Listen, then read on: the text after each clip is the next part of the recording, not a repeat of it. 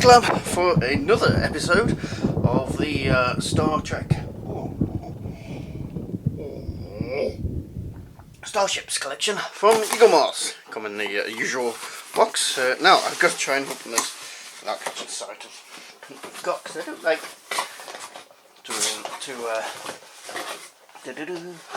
to spoil the surprise for myself. Okay. Yep, that's... What numbers are we on? Oh dear. Right, so 53 and 52. So 52 is... Ooh, interesting. Interesting you are. Yes. That looks good. The U.S.S. Centar. No idea about this ship, but I think we're about to learn. Centar class launched 24th century, 210 meters long, top speed, warp 9.6. That, my friends, is a good looking ship. Put that light up there, out of your way. Out of your way. Right, okay, that's the best we can get it. Okay, U.S.S. Centar. Designing the Centar, Deep Space Nine goes to war. Oh, so it's from Deep Space Nine by the looks of it. Oh, okay. On this one here, there's a lot of detail. It'll be interesting to see if they've managed to carry this off in the model itself. Should check how your reflections are doing. Right, kind of that. Kind of that. Very difficult with this camera, the reflections from the window. Oh well. Anyway, the U.S.S. Centar was closely related to the Excelsior and Miranda classes and saw action in the Dominion War. The U.S.S. Centar featured a saucer section and warp nacelles that had a very similar. Huh? Oh, I did read it right. They've done it wrong. It should have been that was very similar. But they've put and warp nacelles that had a very similar to those found on the Excelsior class. There's nobody proofreading these things anymore. It appears not. Oh well. From the Excelsior class, while the main bridge and the roll bar were taken from the Miranda class. During the Dominion War, it undertook several missions behind enemy lines. The U.S.S. Centar was a Starfleet vessel that saw action in Dominion War under the command of Captain Charlie Reynolds.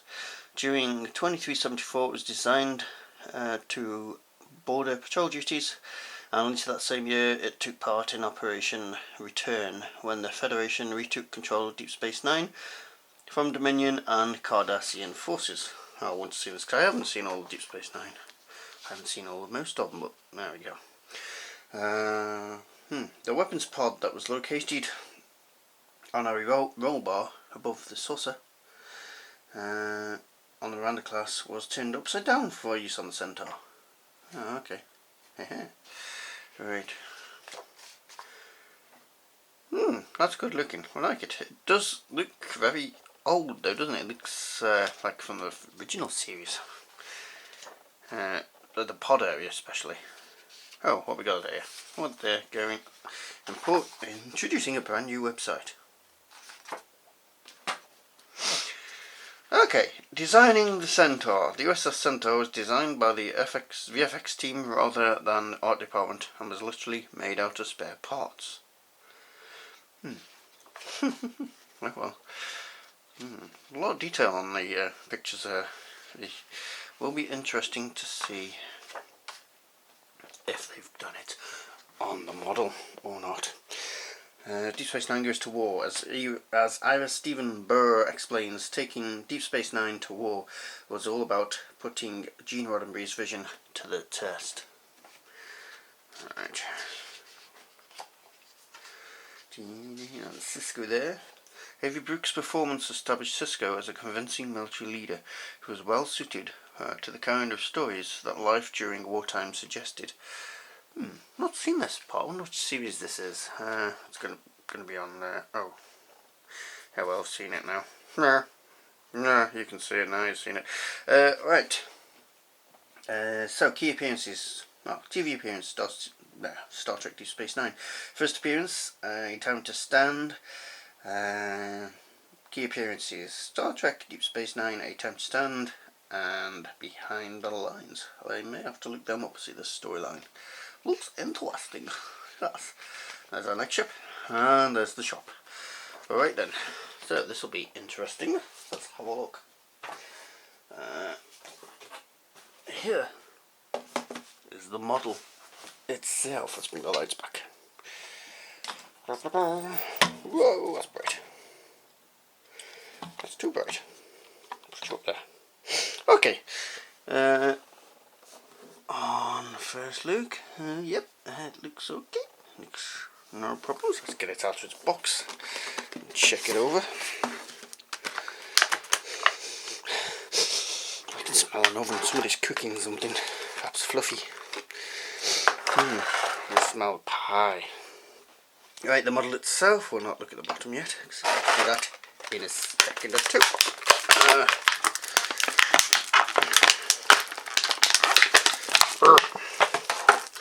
Base and the stand. There we go. Right, put it back together. I'll stick it over here for now. And let's have a look at the U.S.S. Centar NCC 42043. So there we go. Not a bad profile, is it? Doesn't look like it's upside down though. I want to bring it like that. You know, it should be like that. Just seems wrong to be that way up. But there you go. Let's have a look, close look at some bits. Yeah, that all appears to be good. Reasonable amount of detail. It all seems well done. Customary little mark there. Other than that, a pink floor there. But other than that, appears to be quite well done. So there we have it in profile. The front.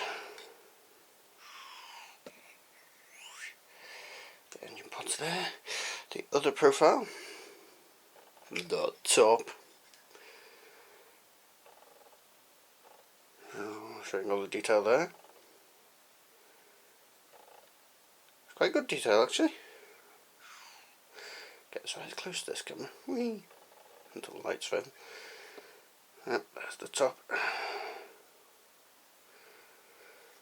And the saucer.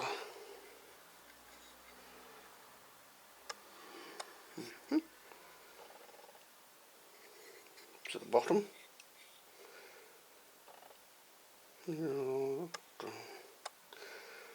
Yep, they've been true to the detail. There's the wings for the engines, and the nacelles themselves with the little detailing at the back. And there's the ass shot. A little paint floor there. So there we go, there's the Centar. Let's go on the stand quickly.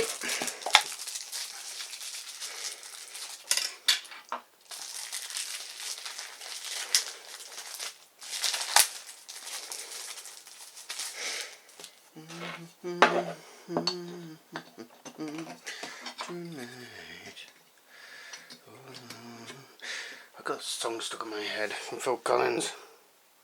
Are you going to focus? There you go. Right, it's proudly on its stand there. It's quite small on its stand, but yep, stand is nice and firm on this one, so no complaints. There. Now, for number 2, and it is different. The Klingon Augments Ship. Okay, number 53. Let's pull those lights up again so they don't get in the way. There we go. Alright, attack ship, launched 22nd century, length 70 meters, weapons, disruptor. So all they're going to do is disrupt you. They're not going to kill you, just disrupt you. Sort of. Okay, Klingon Augments Ship. I think sort this out to try and Minimise the light reflections there. And it's not easy, no. Oh well. There's another technique you can do to distract it. Let's have a look. Sometimes you can distract the camera. No, it's not playing. Okay, I'll just go with it as it is. Terribly OCD about that.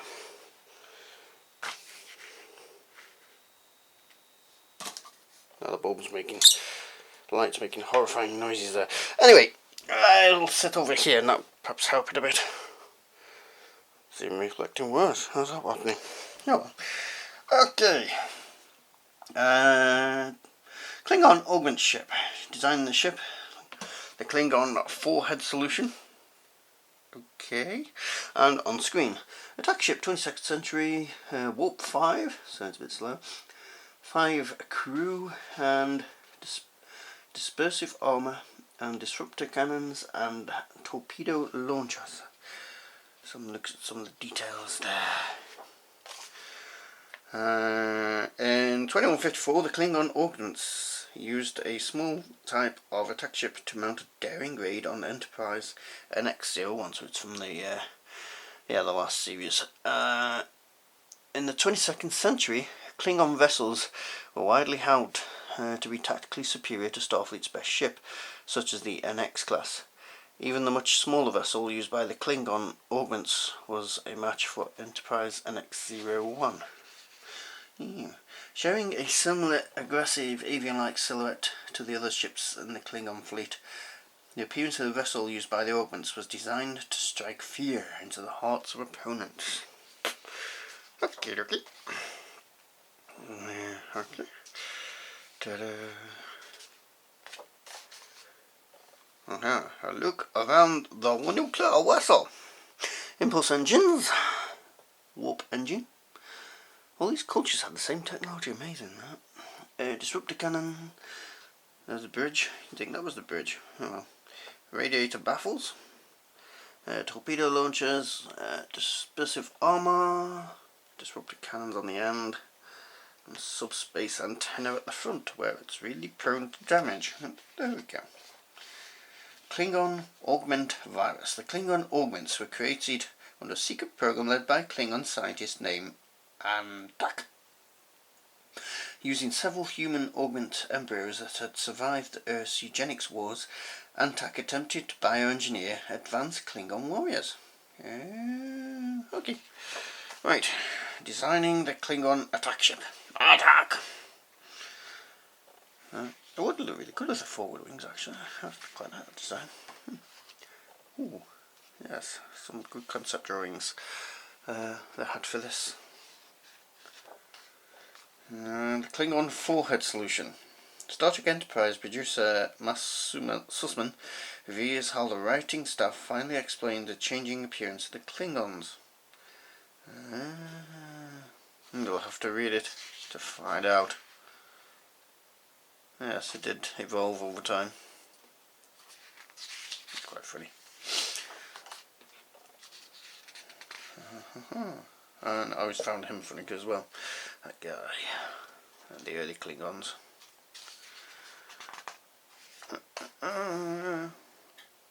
May as well just get on with it. Alright, on-screen appearances. Enterprise Affliction and Enterprise Divergence. From Enterprise. And next month we have, well, one of two, is the Steamrunner class. Not seen that one before. That's different. An in-depth profile of the Steamrunner class, a type of the 24th century vessel that saw action against the Borg and the Dominion. Okay, no problem.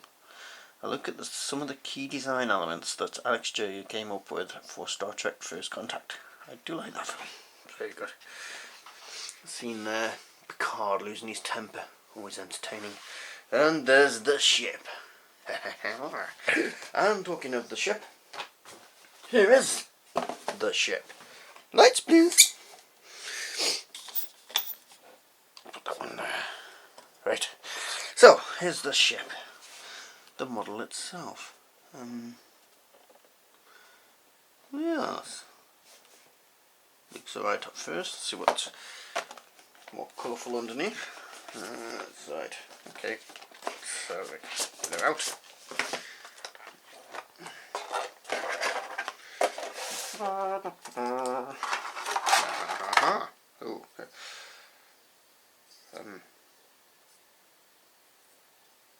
Should buy this one. Be very careful because there are some some parts that you could damage very easily. Stop making funny noises, light. Okay, so bring the lights around. Here he is, our little friend. A very quick look at first. It goes in there like a fighter plane. And it will have been designed for atmosphere under, so yep, it's going to be like that. So let's have a look at some of this stuff on this one. Here's the profile when the camera focuses. There we go. Let's go for the rear this time. Here's the rear, complete, and then a close in of the engine section. Seems to be well done. The other profile, gentle focus. There we go. The front profile. Across the top. And let's have a look at some of these details. So there's across the top, there's the cockpit area, and there's a detail on the wings. Middle section and the other wing, and let's have a look underneath. Yep, no exciting paintwork on this one, just green, but they have done well with the details. Pie. Right, oh yeah, there is a bit there where the cockpit window is. I was just comparing it to the artwork on the magazine. Focus! Thank you. Yep, it is true to that really. Just light colour.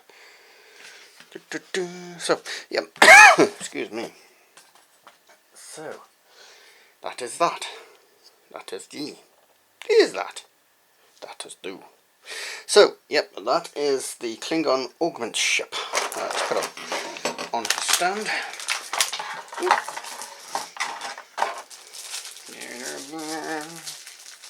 Quick rattle around.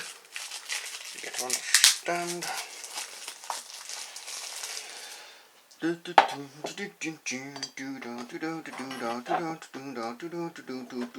And there she is. You can't really see her. Sits like that. Another one that's pretty skew on there. I'll just change the angle of the camera, and then you can have a look at them on their stands. I'll be right back. So there we go. There's our two vessels for this one: the U.S.S. Centar and the Klingon Augments Ship. Very good. Two nice little models. So, thank you very much. Subscribe if you'd like to see more of these. There is a playlist of the ones I've done already prior, up here. And my social media is down below. And if you've got any comments, of course, leave them in the comments box below. Other than that, thank you very much. I need another cup of tea. You need to quit being dirty. You're a dirty boy.